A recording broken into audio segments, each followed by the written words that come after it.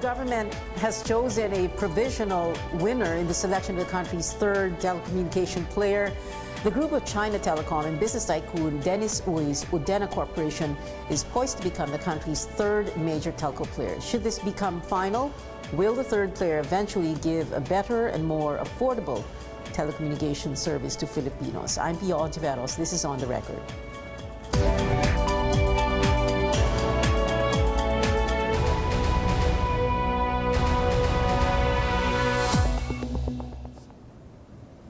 Our guest tonight is, well, he's coming in a very short while, telecommunications expert and democracy.net.ph co-founder Pierre Gala. Joining me now also here in the studio is our correspondent Rex Remigio, who covered the bidding process at the National Telecommunications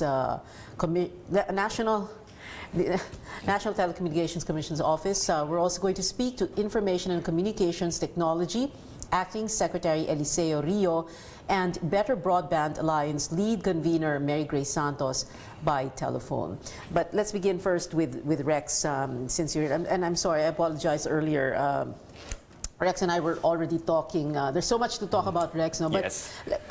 From a journalist's perspective, no, right. How would you describe the whole process from beginning to end? Yeah, it was really intense because even at the start pa lang, ando na sila umagang-umaga pa lang, and they have with them their suitcases of their bids, and sa una pa lang... Lahat yun, ha? Yes. All three? Tatlo yes, yun, ano? yes. And para sila nag-aantayan kasi walang gustong pumasok muna sa hall until 10 a.m. Although they already submitted their bids. Yes. But at the beginning, wala talagang gustong pumasok. Yeah. And wait, Rex, sure. when you say intense, why do you use that word to describe it? You know, how could you feel? How could you feel that? How did you feel that? Well, of course, aside from feeling it and wala nang gusto nga pumasok sa kanila, at the same time, kahit doon sa loob talagang noong selection process, representatives of PTNT and Sear Telecom are raising their concerns about having their objections. So talagang nire-raise nila, and they're raising the idea na dapat makita ng public yung kanilang objections. But the selection committee ruled na they can file it through their motions in 3 days' time. Yeah. Ang dami mga issues na lumabas, ano? But let's go very quickly and very briefly through them, Rex. First of all, PTNT, no? They were talking about how this is discriminatory towards a local firm. Miss Latel, some concerns about Miss Latel. Malacanang today reacting to speculations, no, about that Miss Latel won this because Dennis Ui's Udena's Dennis Uy is close to President Duterte. There's also concern about Miss Latel's congressional franchise, and does it still exist? Is it an operating company? Also about these concerns about isang bidder lang ang parang nakalampas dun sa first hurdle, no, in a sense, kasi natanggal na nga yung dalawa, di ba? On an overall basis, no, how would you describe all of this?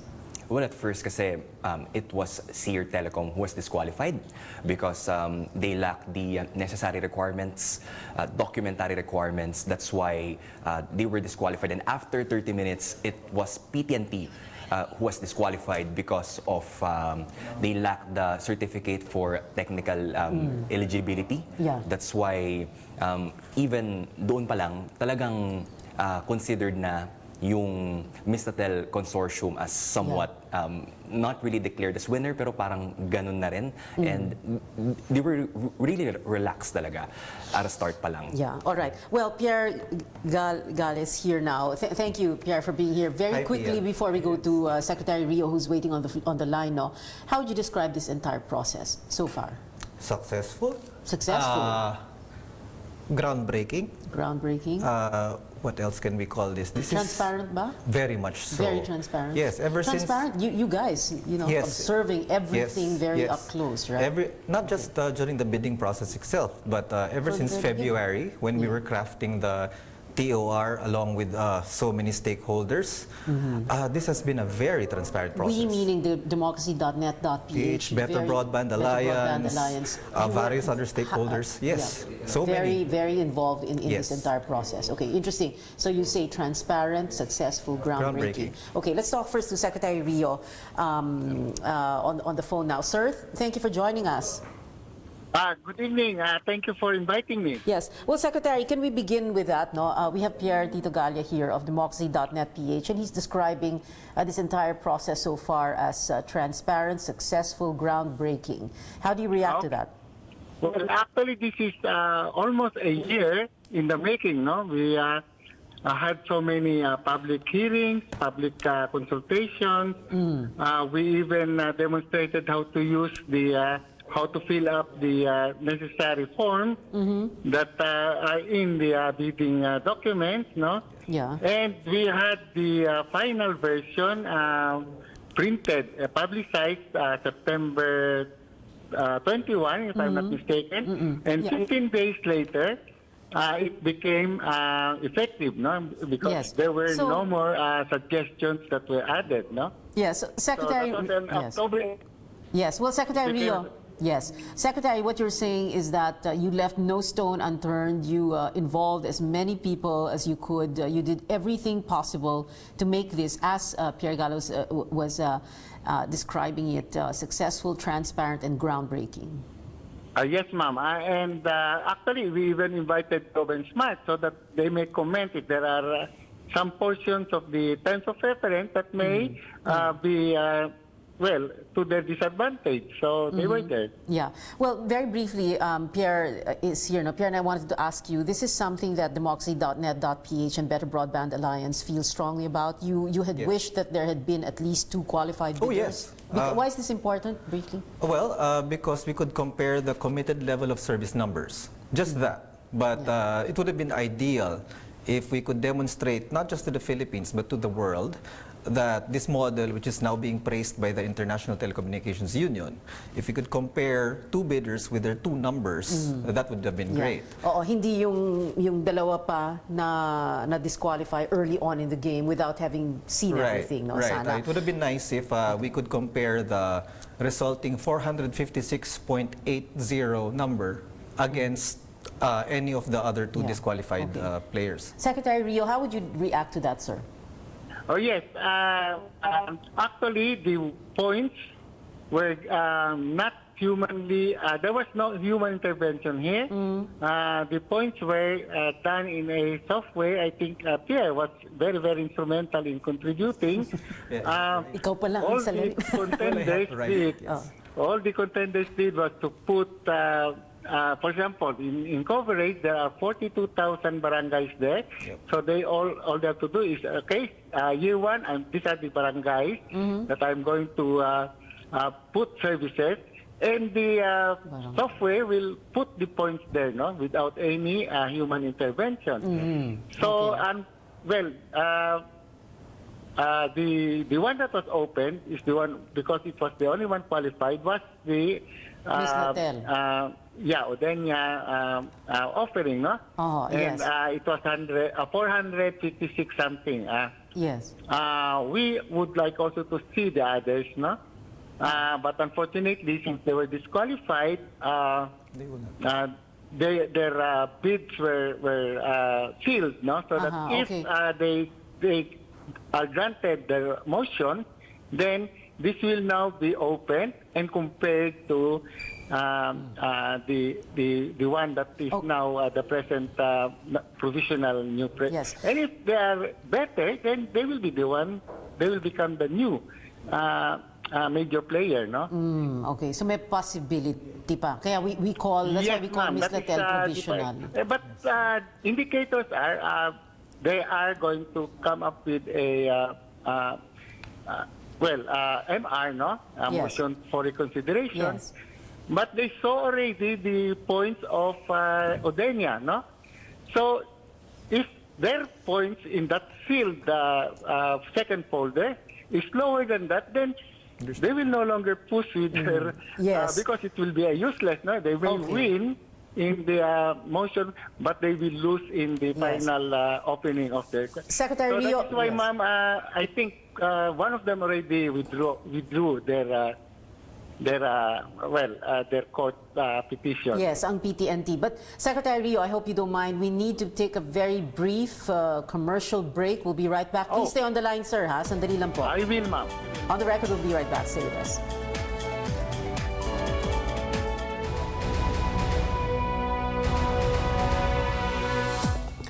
Welcome back. This is On the Record. Still with us here in the studio, Pierre Galia of democracy.net.ph and our correspondent Rex Amicio on the phone, DICT Acting Secretary Eliseo Rio. Secretary Rio, before anything else, last night on Newsnight, we had PTNT's James Velasquez, and he was saying that the process was discriminatory towards a local firm and was anti-Filipino. Can you react to that, sir? Yes, actually, there is no, right now, local telco that has a coverage of the whole country for the past 5 years, no? So that means that they really have to get a technical partner from abroad, no? And that is what PTNT did not have. Yeah. So they're trying to justify that their experience, it should be enough, no? But And it's not. unfortunately, NTC did not certify that because they don't have that nationwide coverage. So they would have had a better chance if going into the bidding yesterday, meron na silang foreign partner. Di po ba? Yes, and I Meron think na. they had they were talking to a foreign telco partner, no? Oh, For which some one? reason, Who were they talking to? I could not really say, no. Why not, sir? They were not able to come up with some kind of Okay. agreement, no. Okay. Sir, let's talk about But they went on their own. Yes, let's talk about Ms. Latel, sir. Two issues there, and again, very briefly.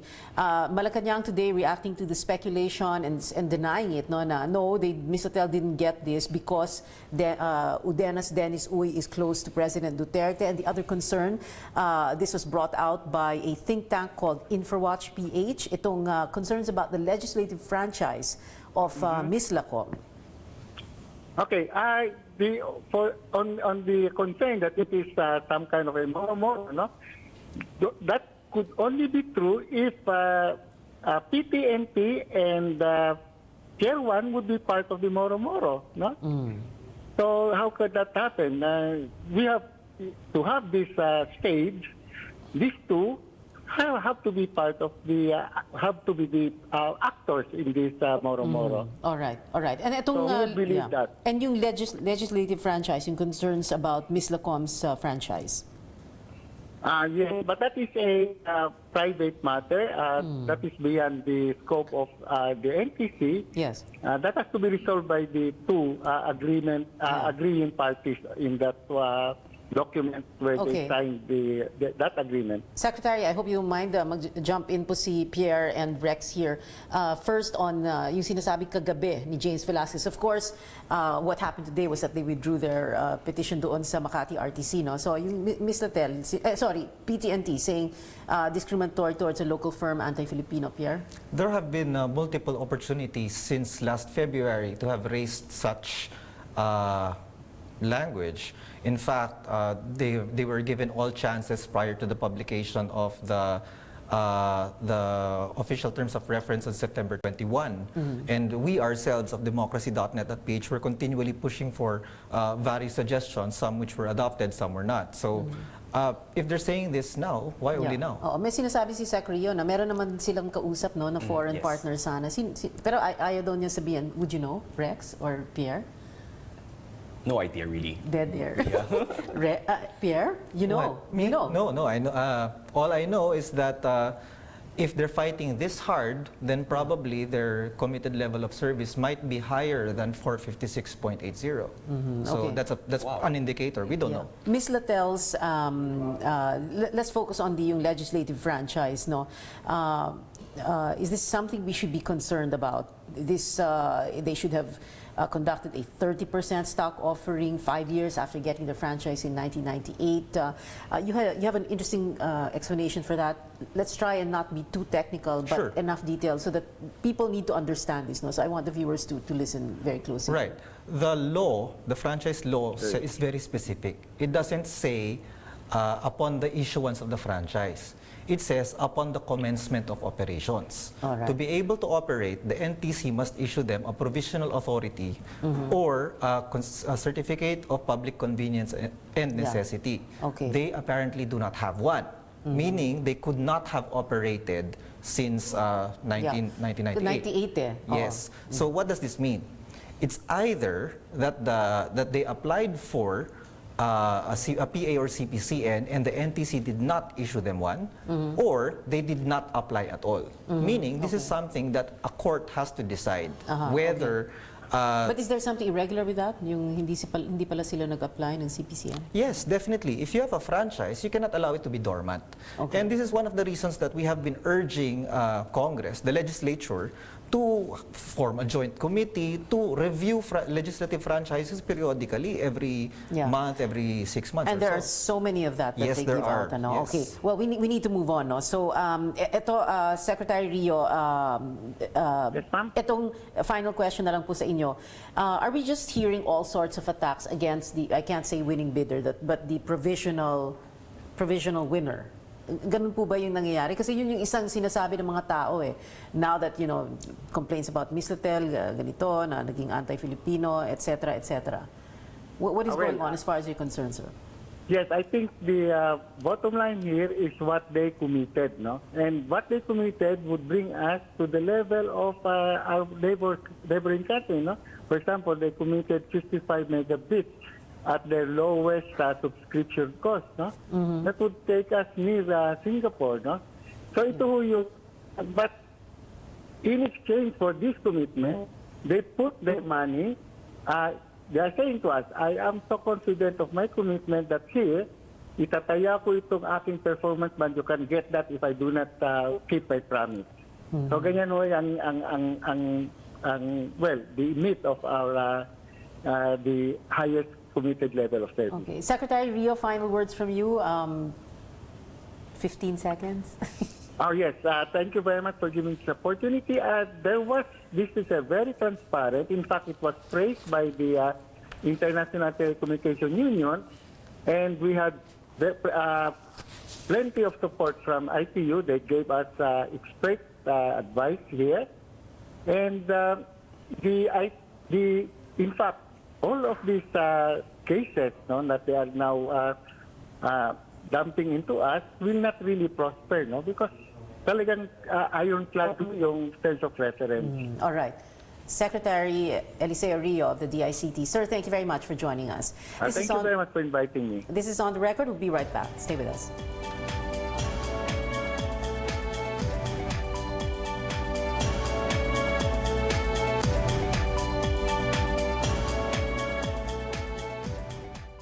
Welcome back. Final words from our guests, Pierre Galli of Demoxy.net.ph and Rex Remigio. Pierre, let's jump right in. Consumers, we all want to see a new player very soon, right? Yes, of course. But we shouldn't just be limited to the third player.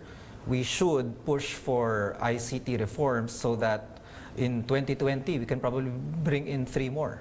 Wow. And how's that going to happen? Can you explain that? We There's need a to technical explanation. we need to have laws passed. The Open Access in Data Transmission Act has to be passed by the Senate. It's already in the process, so that just has to be passed and signed.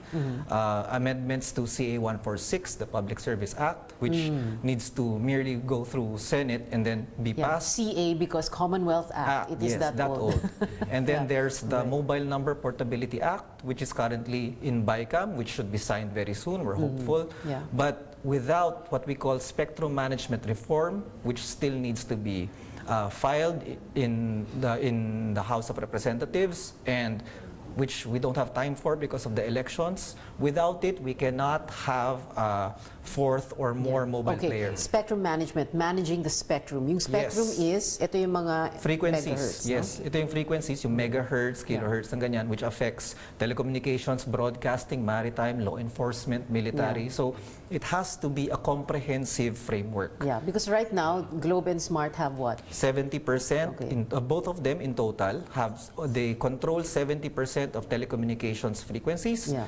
And the new major player will be given whatever is left of the remaining, yung LATAC.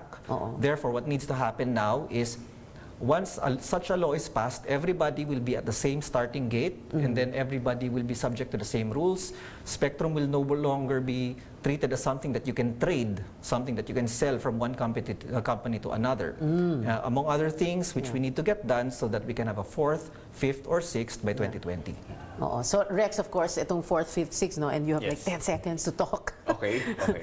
We're looking at a bright future if we're able to do all this, right? Yes, this is just the beginning, no? And ang kailangan naman nating bantayan talaga ay kung may bibigay nila yung highest committed level of service nila doon sa mga consumers after the rolling out period of 3 to 6 months. So, ang taas syempre ng expectations. Everybody's very, very hopeful. So, anyway, thank you very much to our guest tonight. Of course, Secretary Rio earlier of the DICT, Rex Remito here with us, our correspondent, and Pierre Galia of democracy.net.ph. Salamat, Pierre. Thank you for being here. That is On the Record this week. I'm Pia Hontiveros.